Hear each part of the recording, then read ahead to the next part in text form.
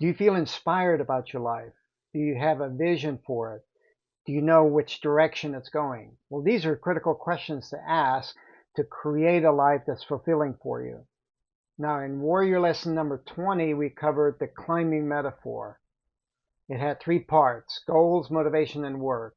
In lessons 21, 22, and 23, we'll dig deeper into each of these parts. Why are goals important? Well, number one, they inspire you toward things that you want to achieve, things that you want to create in your life. They give you a vision for your life that's compelling, and they give you a direction for your life and your attention. Now, warriors also have a goal. It's the impeccable use of attention. This is a goal that inspires you. Just imagine being able to live your life where you're using your attention more purposefully. It gives you a vision for your life. You can see yourself acting this way and a direction for your attention, because that's what we're talking about here. Mental training has everything to do with attention. Now, once you have that goal, you know it, you're inspired by it, you have a vision for your life, you know the direction you're going, then you can relax into the challenges that are going to be a natural part of your life. And you can trust how it's unfolding. And when you can do that, you can learn and grow. And this increases your effectiveness, the amount of peace and joy that you have in your life.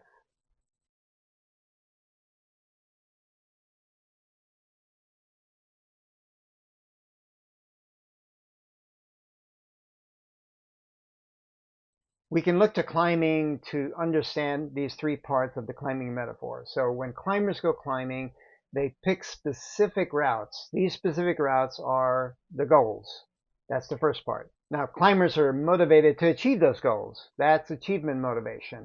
And it's important to understand that achievement motivation is important before action. Now, a lot of work needs to be done in order to achieve that goal. So climbers need to be motivated by learning, and this occurs during action. So we got this distinction in our motivation: achievement motivation before action, learning-based motivation during action. Now there's a lot of stress and work that exists between your current circumstances and the goal. So for climbers, they need to climb up the rock to get to the top. Now, climbers, like all of us, are motivated by comfort. This is a very natural motivation. We're looking for the easiest way to navigate challenges. Climbers point that natural comfort-based motivation in the direction of the stress that stands between them and the achievement of the goal. Now, how do they do this? They do it by seeking the path of least resistance. What is the easiest way to climb through the stress and do that work so that they can maximize the opportunity to achieve that goal? So they're looking for the best sequences. They're looking for the best use of their energy. This is how they do the work. So motivation here is the second part of the metaphor. So obviously climbers start at the bottom on the ground and they end at the top. And so there's a structural tension that's created because there's a difference. There's a difference between being on the ground in your current circumstances and the achievement of that future goal. So climbers resolve that structural tension by doing work, and specifically by valuing work. And this is the third part of the climbing metaphor. So these three parts of the climbing metaphor, they work together. The goals give direction for that natural comfort-based motivation when they're engaged in the middle of the work. And valuing work helps them learn more quickly and progress more quickly toward the achievement of those goals and create an overall experience of effectiveness, peace, and joy. They just enjoy the experience a lot more. Goals do three things for you. Goals inspire you. Goals give you vision. Goals give you direction. Inspiration is like inhaling. You inspire with the breath. You breathe in life in order to create something. Vision is how you see your future life. Long-term visions have to do with self-actualization and transcendence. How do you want to actualize your potential? Well, meeting challenges with courage is how you do this. You have a lot of specific challenges that you have for your unique life, but meeting those challenges with courage is how you self-actualize yourself. Now, you also want to move beyond just self-actualization, just to focus on yourself. And you do this by transcendence, to have a deeper, broader understanding of who you are. And that true understanding is one of inextricable interconnectedness with the world. Inextricable meaning that you can't extricate yourself from the world around you. In fact, you can't do anything alone. So this is a truer understanding of how you understand yourself. You're on a particular path that has a specific direction. That direction is toward your goals of self-actualization and transcendence. The direction is toward the vision that you have for your life and those goals that you want to achieve. Now, you're going to fail a lot. You're going to make a lot of mistakes, on this journey.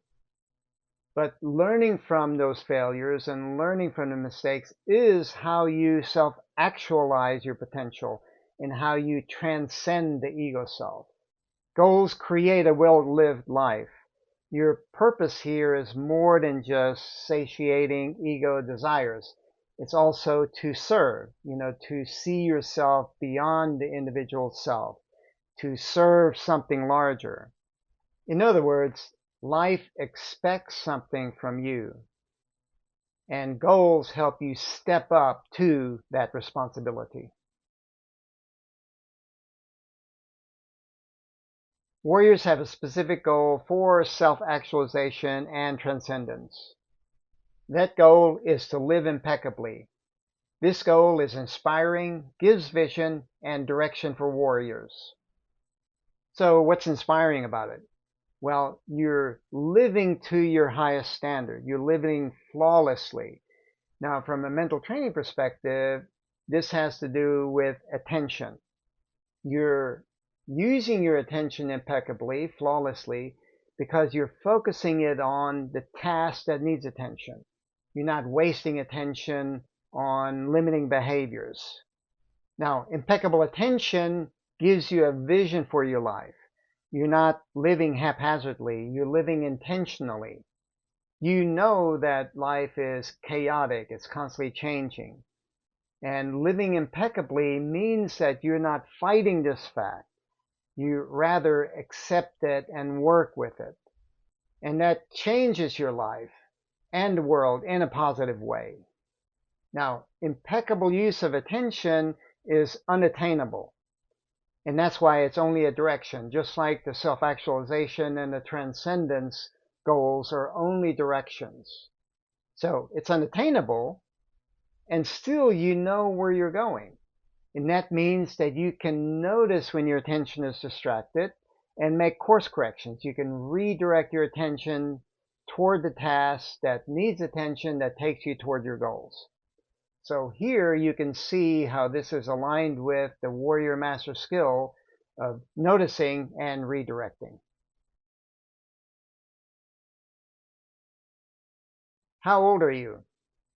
Well, if you're young, then you don't have a lot of life that you can look back upon and evaluate how you've lived it. If you're older, then you do. Whatever your age, ask yourself, are you satisfied with how you've lived your life? And really this means, have you risen to the challenges that have come into your life?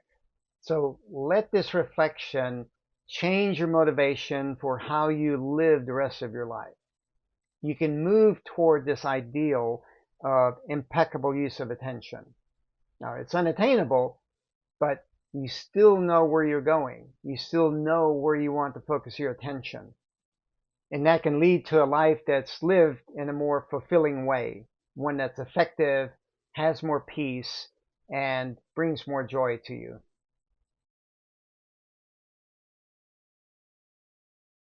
Someone once said, You either have to do what you love or love what you do. I say you can do both. Both can create a life of inspiration and vision. Focusing on love moves you toward worthy goals. Now, it can take time to find what you love. So in the meantime, don't waste time. Focus on loving what you do, whatever it is, whatever the current work that you're doing. Love what you do. And you'll use your time wisely now. You'll use your attention impeccably now if you focus on loving work. Here's the drill. Do what you love. You'll find what you love faster if you tune into yourself. Use your intuition.